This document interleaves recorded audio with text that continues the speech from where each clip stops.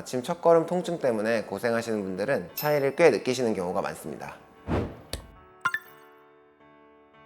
안녕하세요. 뼈왕 곽원장의 곽동희 원장입니다. 러닝 하시는 분들 중에 아침에 첫발 디딜 때 찌릿찌릿한 분들 계시죠? 족저근막염이라는 질병을 의심해 보셔야 됩니다. 족저근막염이 생기면 러닝을 중단해야 된다고 생각하시는데요. 하지만 저는 러닝을 중단하라고는 잘 하진 않고요. 무작정 러닝을 중단하기보다는 족저근막이 회복할 수 있는 환경을 만들어 주는 것이 더 중요하다고 생각합니다. 거창한 관리가 필요한 건 아닌데요. 제가 가장 많이 권해드리는 건 매일 꾸준히 할 수 있는 간단한 스트레칭과 관리 루틴입니다. 실제로 환자분들께 자주 알려드리는 자기 전 10분 루틴을 지금부터 직접 보여드리도록 하겠습니다. 꾸준히 따라 해보시면 아침 첫걸음 통증을 줄이는데 큰 도움이 되실 겁니다.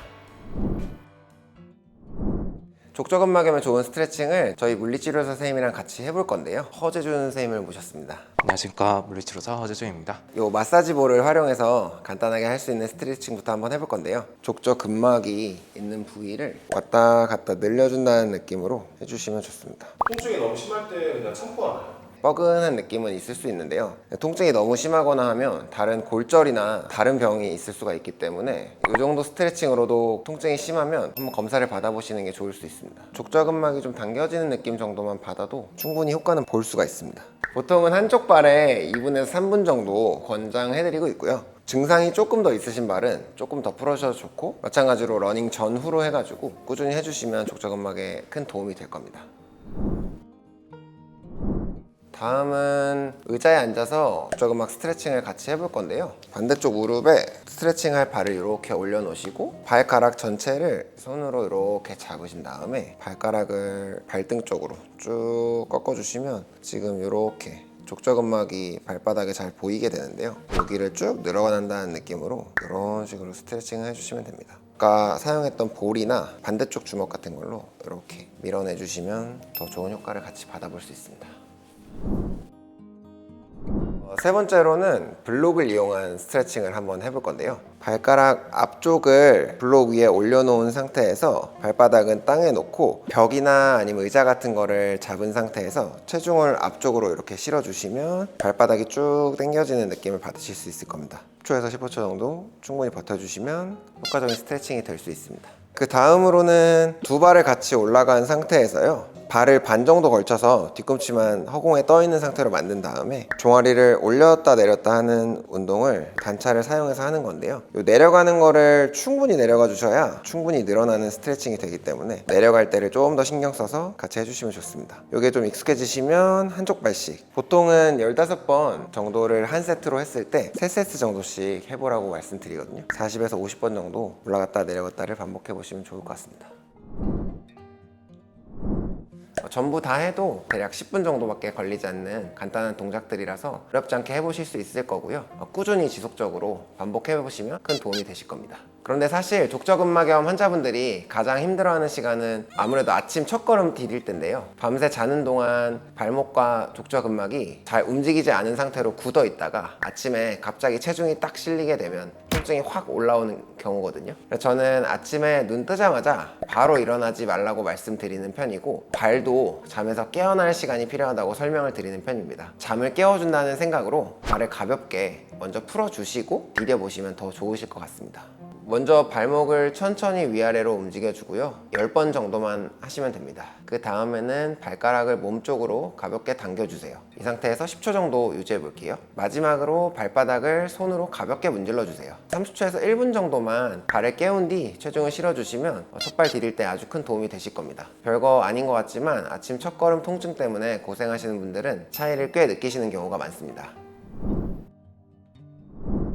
그럼 이제 오늘 영상에서 가장 궁금해하실 만한 이야기를 한번 해볼까요? 과연 족저근막염일 때 러닝을 계속 뛰어도 될까요? 결론부터 말씀드리면 족저근막염이 있다고 무조건 러닝을 중단해야 하는 것은 아닙니다. 중요한 건 통증의 유무보다 통증의 변화하는 양상입니다. 뛰는 동안 통증이 점점 심해지시는지, 아니면 달리는 자세가 무너지진 않는지, 다음날 아침 통증이 더 심해지는지를 확인하는 것이 좋습니다. 만약 이 세 가지가 없다면 서서히 러닝을 이어나가는 것도 가능합니다. 대신 평소처럼 뛰시면 안 되고요. 거리와 시간을 좀 줄여보시고 인터벌 같은 고강도 운동들은 좀 쉬어보시고 편하게 달리는 식으로 운동량을 서서히 조절해 보시는 게 좋을 것 같습니다. 하지만 만약 달릴수록 통증이 심해지거나 다음날 첫걸음 통증이 더 심해진다면 잠시 운동량을 좀 줄여보시거나 수영이나 다른 발바닥 충격이 적은 운동으로 바꿔서 좀 해보시는 것이 좋을 것 같고요. 러닝화 상태도 한번 점검해 보시는 것이 좋습니다. 하지만 그렇다고 모든 족저근막염이 집에서 관리되는 건 아닙니다. 제가 진료를 보다 보면 단순한 족저근막염인 줄 알았는데 다른 문제가 함께 있었던 경우도 생각보다 많았거든요. 그래서 이런 경우는 병원에 한번 오셔서 확인을 해보시는 것이 좋습니다. 첫 번째, 통증 부위가 점점 넓어지는 분들입니다. 처음에는 뒤꿈치만 아팠는데 발바닥 전체가 아프다거나 발목까지 통증이 좀 퍼진다면 그때는 다른 문제가 있는 건지 확인할 필요성이 있습니다. 두 번째, 저리거나 감각 이상이 있는 경우입니다. 족저근막염은 보통 통증이 주된 증상이지 저린 경우는 그렇게 대표적인 증상은 아닌데요. 그래서 발이 저리거나 감각이 둔해지는 느낌이 있다면 신경 문제가 같이 있는지를 확인해 봐야 할 수도 있습니다. 그다음에 세 번째, 밤에도 계속 아프거나 쉬어도 통증이 줄지 않는 경우입니다. 족저근막염은 보통 움직이기 시작할 때 아프고 쉬면 어느 정도 편해지는 경우가 많은데요. 근데 쉬어도 계속 아프고 일상생활까지 하기 어려운 정도로 좀 불편하다면 확인을 해보시는 것이 좋습니다. 참고 버티기보다는 정확한 진료를 통해서 확인해 보시는 게 좋습니다.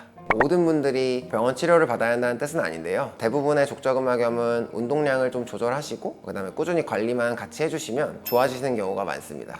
원장님, 족저근막염 때문에 병원에 오게 되면 어떤 치료를 받게 되나요? 주로 가장 많이 받으시는 치료는 체외 충격파라는 치료인데요. 족저근막 자체에 미세한 충격을 계속 줘서 회복을 할 수 있게 해주는 치료를 많이 하게 됩니다. 두 번째로는 주사 치료를 해볼 수 있는데요. 주사 치료는 급성 통증을 완화시키는 목적으로 주로 시행을 하게 됩니다. 치료를 받게 되면은 그 치료 기간은 어느 정도 걸리나요? 아까 말씀드린 스트레칭이랑 같이 잘 치료를 받게 되시면 2주 정도면 많이 호전이 있으시고요. 보통은 한 달 정도 이내에는 대부분 많이 좋아지시는 경과를 보입니다. 족저근막염인 줄 알고 치료받으러 왔는데 다른 질환인 경우도 있을까요? 네, 물론 있습니다. 다른 관절염이나 아니면 신경통 이런 것들도 충분히 가능성이 있어서 만약 잘 조절되지 않는 통증이 있거나 통증 부위가 점점 넓어지거나 꼭 병원에 오셔서 진단에 도움을 받아볼 수 있습니다. 족저근막염이라고만 너무 단정짓고 스트레칭만 계속 하시기보다는 통증이 지속되시면 병원에 오셔서 검사를 받아보시는 게 안전하고 빠르게 회복할 수 있는 방법입니다.